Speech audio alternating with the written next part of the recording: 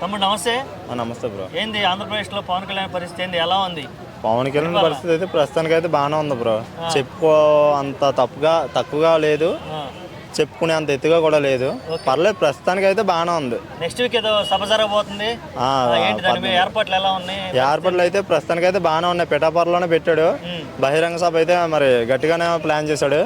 ఈ సభకి అయితే మట్టి ఇంకా మాటలో కూడా చెప్పలేం. దీనికైతే మటుకు గట్టిగా జనసందోళం గట్టిగా వచ్చిద్దని చెప్పి అనుకుంటున్నాం మేము అయితే. పిఠాపురంలో పెట్టడానికి కారణం ఏంది అంటే, పిఠాపురం ఇప్పటివరకు అభివృద్ధి జరగలేదు అనేది ఒక వాదన ఉంది. నన్ను అడగని వాదన ఉంది. దాన్ని కవర్ చేయడానికి అక్కడ సభ పెట్టబోతున్నాడా లేకపోతే ఏంటి? దీనికోసం ఈ పరీక్ష ఇప్పుడు మన పిఠాపురంలోనే ఎంతమంది మనకు ఓట్లు వేశారన్నది లక్ష్యంగా పెట్టుకొని ప్రతి ఒక్కరి కోసం కూడా ఎవరు ఏం సమస్యలు ఏమున్నాయి, ఏంటి, ఎవరికి ఏం ప్రాబ్లమ్స్ ఉన్నాయి, ప్రతి ఒక్కటి తెలుసుకొని కూడా ప్రతి ఒక్కరు కూడా న్యాయం చేద్దామని చెప్పి చూస్తున్నాడు. ఇదే సభ దీనికోసం ఏర్పాటు చేశాడు. ఇంకోటి ఏంటంటే ఎమ్మెల్సీ ఎలక్షన్లో దీనికోసం ఈ దగ్గరగా సీట్ అయితే మన నాగబాబు గారికి ఇచ్చారు కాబట్టి దీనికోసం కూడా మాట్లాడదామని అయితే సభ అయితే పెట్టాడు. ఇదైతే న్యాయం చేద్దామని చెప్పే పెట్టాడు సభ అయితే మంచి సభ. లేదంటే ఇప్పుడు వచ్చి ఎవరికి పెట్టలేదు సభ కూడా. పెద్ద సభ, చాలా బహిరంగ సభ, చాలా పెద్ద సభ పెట్టాడు అక్కడ. ఓకే, ప్రజలకు న్యాయం చేయడం గురించి పక్కన పెడితే, మరి ఏదైతే సీటు త్యాగం చేశాడో వర్మ గారు, మరి ఆయనకి ఎటువంటి న్యాయం జరిగిందంటావు అక్కడ?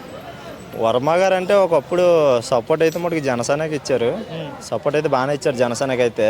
కానీ ఎంత సపోర్ట్ ఇచ్చినా సరే ఇప్పుడు సొంత వాళ్ళు కాదనుకోని బయట వాళ్ళ దగ్గరికి వెళ్ళరు కదా అని చెప్పి వ్యతిరేకంగానే వెళ్ళడం అయితే జరుగుతుంది. పరిస్థితి అసలు వర్మ గారికి ఉట్టి చేతులైనా లేకపోతే ఏమైనా పదవి ఇస్తారా? కూటమి ప్రభుత్వంలో అన్యాయం చేస్తారా?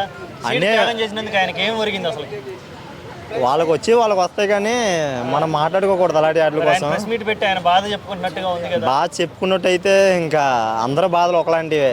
ఇప్పుడు ఈ రోజులు ఎవరు బాధ చెప్పుకోరు. నేను చెప్పుకోను, మనోడు చెప్పుకోరు, లేదంటే మీరు చెప్పుకోరు బాధలు. కానీ ఎంత ప్రభుత్వం ఎంత వ్యతిరేకించినా ఎంతైనా సరే ఇప్పుడు వర్మ గారికి ఏదోటి మన జనసేనలో కానీ టీడీపీలో కానీ ఏదో ఇస్తారు, ఇవ్వకుండా ఉండరు. ఏమిస్తే బాగుంటుంది అనుకుంటున్నావు?